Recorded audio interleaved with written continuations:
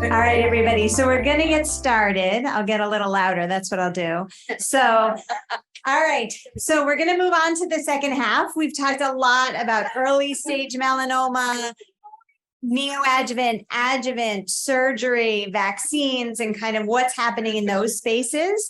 With the second half, we're going to move a bit more into metastatic melanoma. So the world of metastatic melanoma has had some amazing advances over the last many years.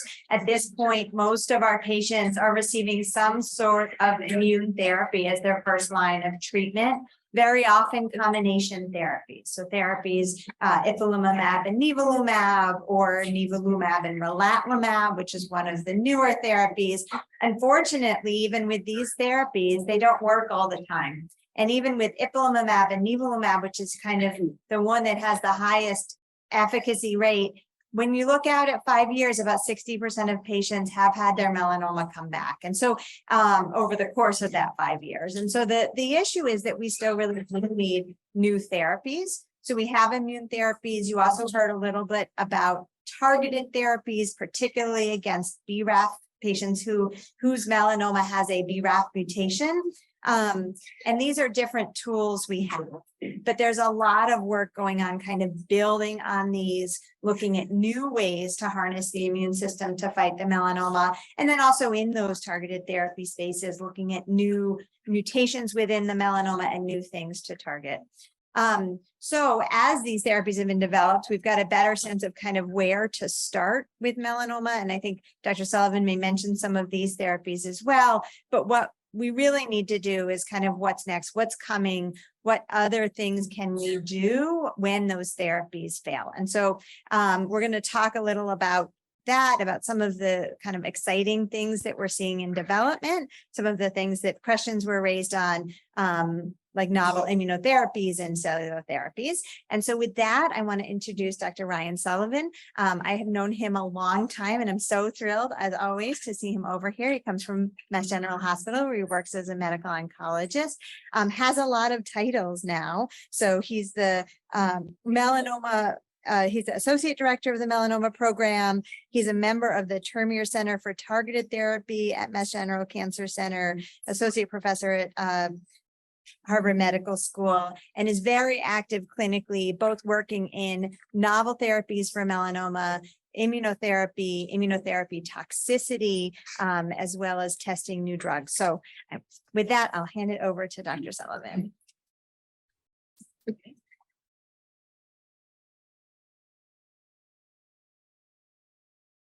Get the picture of me off as quickly as possible.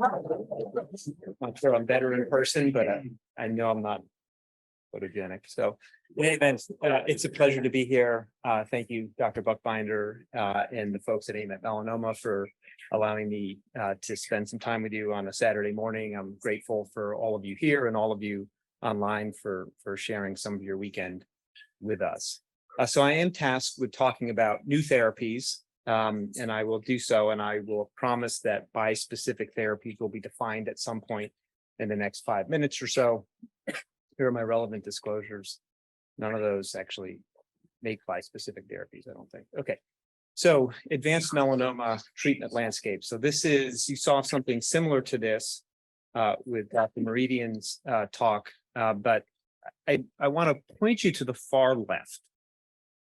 The far left has this 4-letter thing called DTIC. That another word for that is dacarbazine. It's a standard chemotherapy that I think was approved essentially by default because nothing had been approved for melanoma in the mid-70s, and so this was approved. You can see skips of time, and then high-dose IL-2. That was about 20 years between dacarbazine being approved and high-dose interleukin-2 being approved. High-dose interleukin-2 is really sort of the first modern immunotherapy, and helped about 10% to 15% of patients with metastatic melanoma and a similar percentage patients with advanced kidney cancer.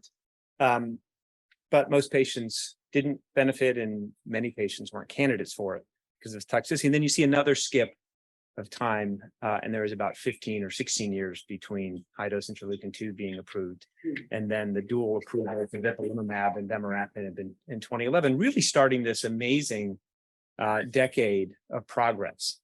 Now, in fairness, there were a few amazing decades of scientific progress without clinical progress that was happening at the same time. And when we think about the treatments, this has already been distinguished, but some of these treatments are targeting very specifically this mutation called BRAF.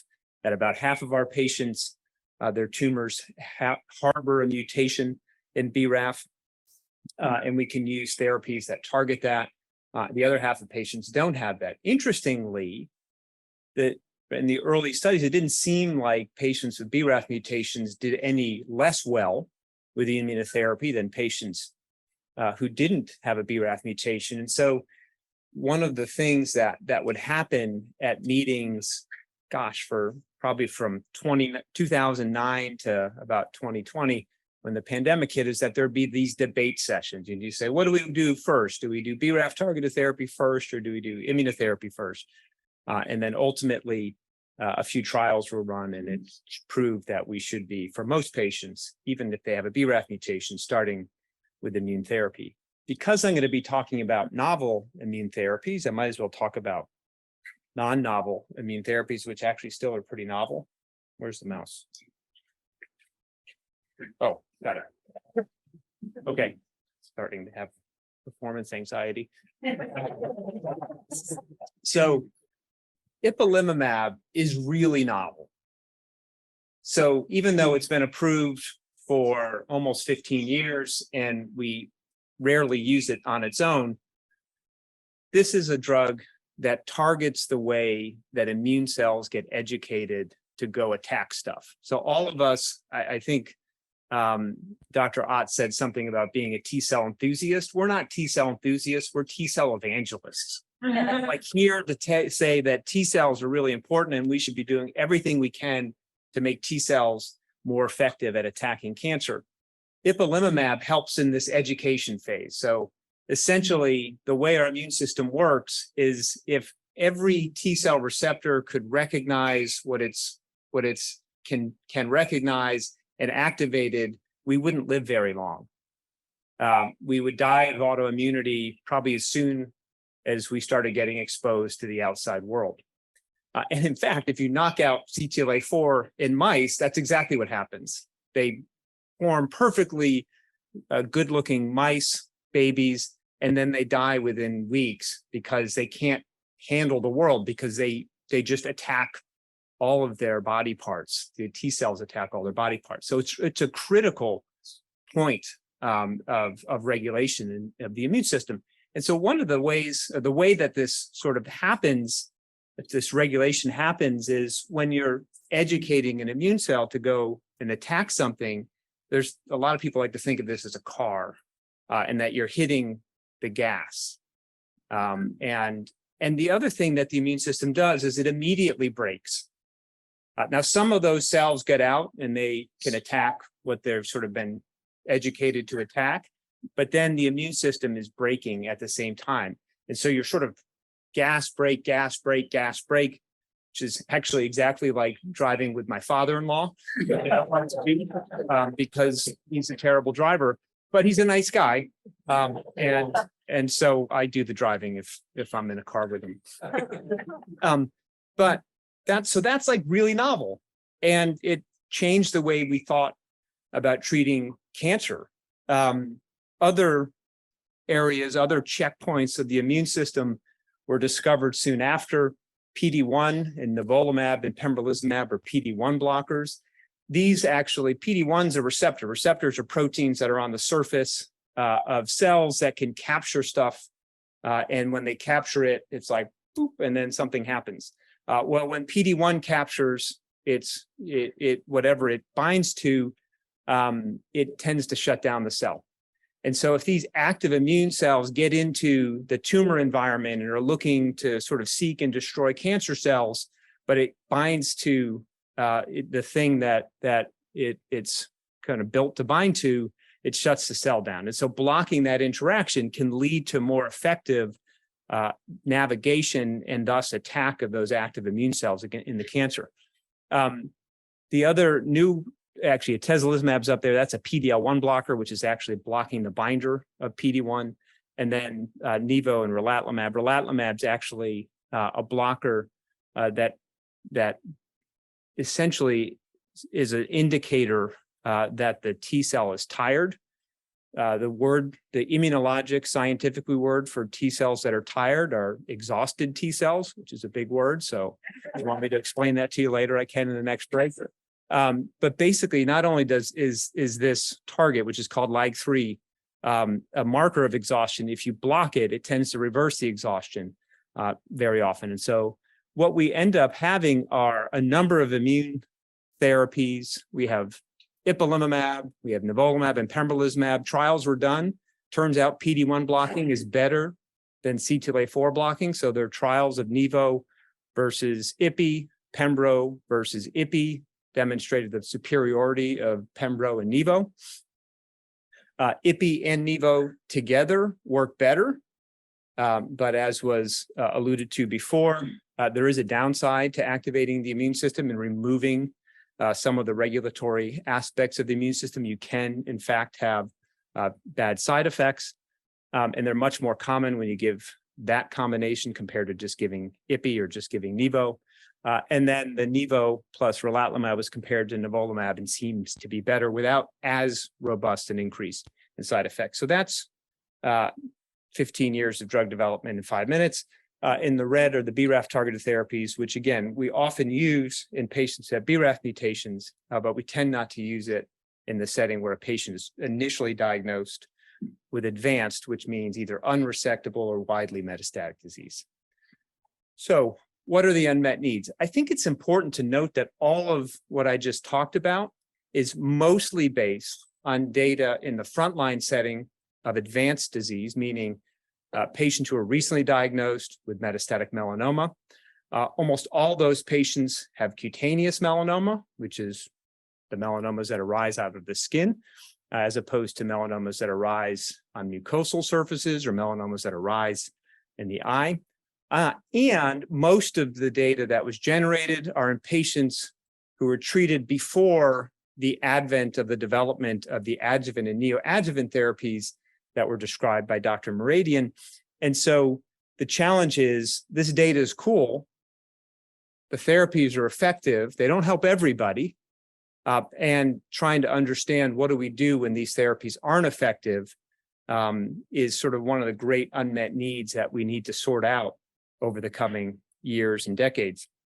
So first of all, second and third line therapies after using all of these amazing immunotherapies is a critical unmet need. Honestly, understanding whom we should offer which immune therapies in the initial setting is an important unmet need. I'm not going to talk at all about that today.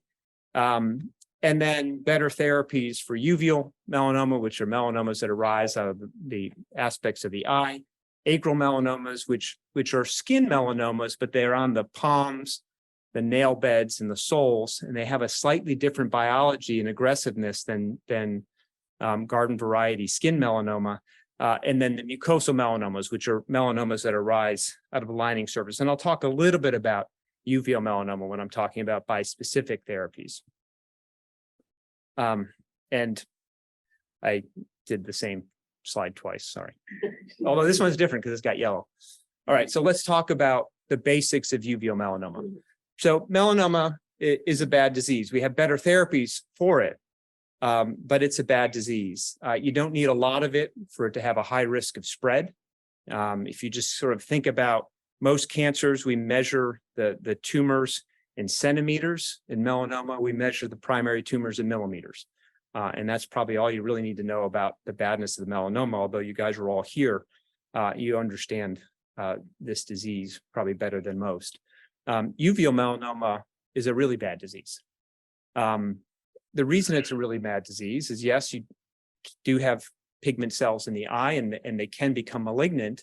And the way that most patients present with uveal melanoma is either they show up for a routine eye exam and somebody says you have a weird looking mole in your eye, or the patients present with vision changes.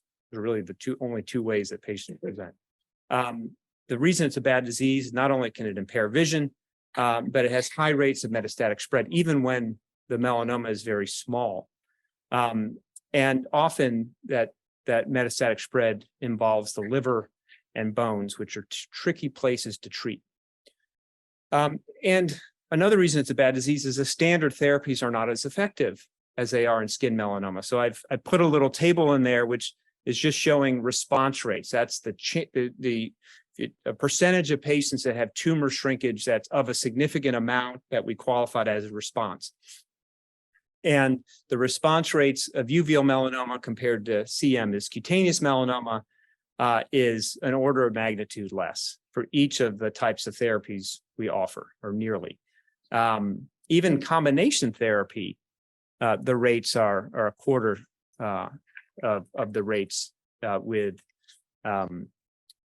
skin melanoma. So our standard therapies that have transformed the way we treat melanoma just aren't as effective in this patient population.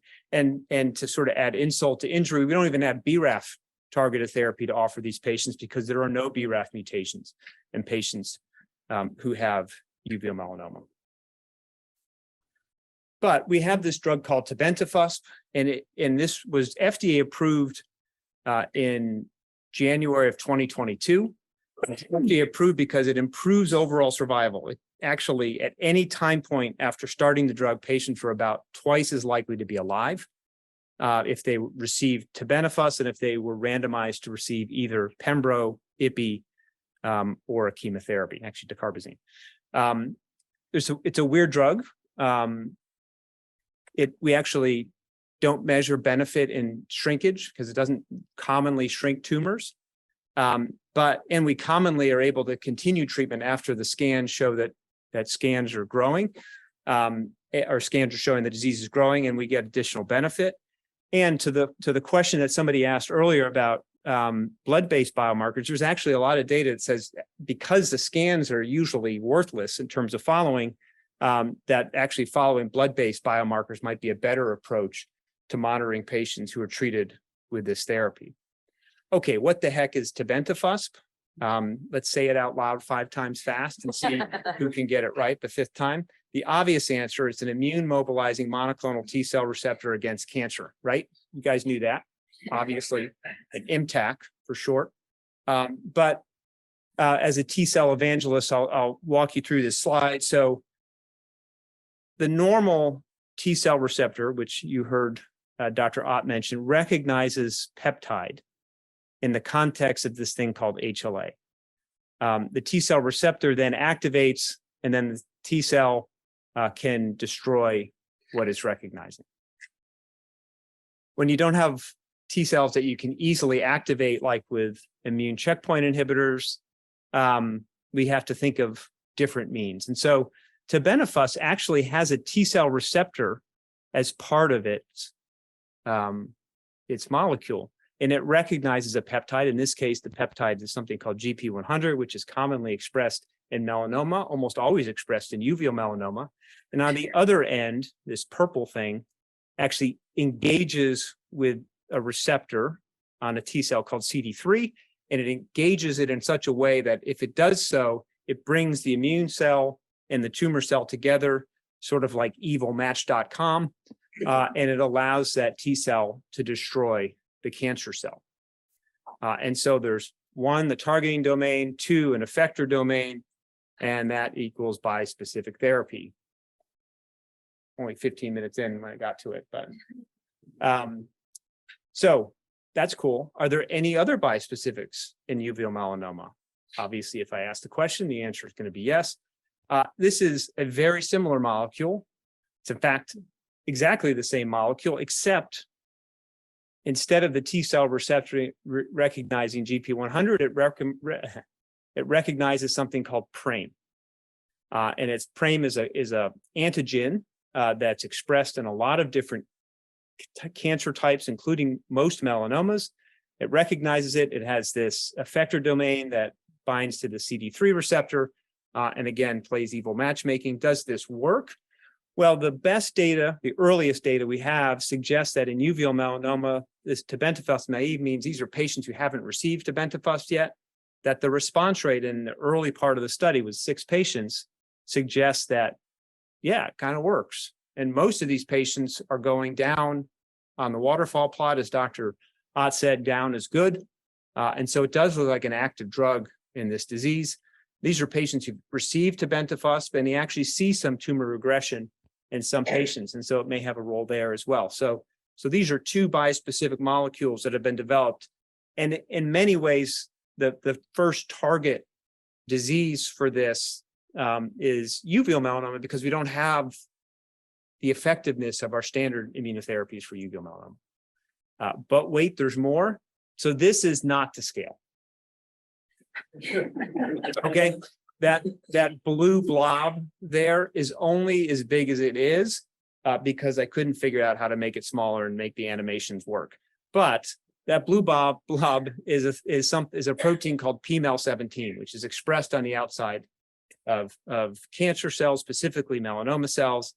DYP688 has a red part, which is an antibody, and a black part, which is a drug that blocks GNAQ and GNA11. And when it goes in, I'll watch this, two parts, so it's bispecific. Look at that. It binds, and then when it binds, it drops its payload that blocks GNAQ and GNA11, and it kills the cell. I'll be here all week, ladies and gentlemen. This is a cool drug. We don't have clinical data that we can share yet, but we're hopeful that there'll be clinical data presented in the next few months with this drug in uveal melanoma, showcasing that it actually might be a new effective approach at managing patients with this disease, but more to come. So those are 3 bispecific molecules in uveal melanoma. Tebentafusp approved, improved survival. It's a thing we're looking to do. It's actually pretty well tolerated once you get through the initial phases of it. IMC F106C is that other one. That's the PRAME directing tebentafusp. It's not tebentafusp, but similar to it. Trials are ongoing, and the data is looking pretty good. And DYP688 is an antibody drug conjugate that's again beginning to look promising. Okay, let's briefly go through here. Tebentafusp again. This bispecific molecule actually can help some patients with skin melanoma. And so this is data of a trial of tebentafusp plus durvalumab, which is an anti-PD-L1 antibody. And this is what's called a spider plot. If there were 8 patients, it would look a lot more like a spider than, dozens of patients where it just looks like a mess. But essentially, down is good still, and continued down is way better. And so the advantage of this plot is it can show you what happens initially. Do patients' tumors grow, or they get smaller? And then how long are they remaining on treatment? And the answer is patients seem to be remaining on treatment, some patients, for quite a long time. This is months, so this is a year. And so if you're on for a year, you're very likely on for 2 years and beyond. There's actually a clinical trial looking at comparing tebentafusp plus a PD-1 inhibitor, and a straight to follow-up trial, which is launched and is open at Dana-Farber. It's open at Mass General. And the cool thing about, and this is in patients who've had immunotherapy already. And then the cool thing is the arm C allows you to go on to a different clinical trial. So if you don't get randomized, if you get randomized to the control arm, you can still get a novel therapy on a clinical trial. So pretty cool trial design. We're excited about that. This PRAME drug seems like it has some activity in skin melanoma too. And there's actually a large trial being launched to look at this in patients with skin melanoma, which is exciting. Any other cool ideas? This is my last couple of slides. So this is cryoablation. If anybody gets the pun, feel free to laugh. If not, I'll tell you about it later. So cryoablation is you actually stick a probe into the tumor and you cool it with freezing stuff. And the thing about freezing a tumor is it actually leads to cool changes in the immune system that probably promotes an anti-tumor response if given in the right way. And this is a trial that actually led by Dr. Moradian. So I'm proud to present it in front of her, although if I do it wrong, she can correct me. But the idea is to make this tumor that's cold go to hot. And in fact, this was a trial where we treated patients with anti-PD-1 antibody therapy. Their tumors were growing, and we just added freezing. We didn't do anything else. It's not like we gave another therapy or a different immune therapy. We continued the immune therapy, and we froze their tumors. And we had 17 patients enrolled, and almost a quarter of them had a response. Now, we didn't analyze the tumor that was being frozen in the response. So this is measuring other disease that's responding. So just by tumors that weren't shrinking, if you freeze a different tumor, a quarter of the time, other tumors started shrinking. And this is just to show that a lot of these patients that went on, red is like their disease was growing, and they were growing very rapidly right before they went on treatment. And we've had 4 patients remain on either on therapy or continuing with clinical benefit without any other therapies, many over a year and a few over 2 years. And there's actually now a follow-up study looking at IPI, Nivo, and cryo in patients who've been on immune therapy and it wasn't working. Okay, so the summary of bispecific and other approaches, a lot of promising data with tebentafusp in this PRAME-directing version of tebentafusp in patients with skin melanoma. Larger trials are being launched, and emerging data with a number of intratumoral approaches, including cryoablation. 1 trial complete, data looks strong, 2nd trial is launched. With that, I will end, and thank you very much.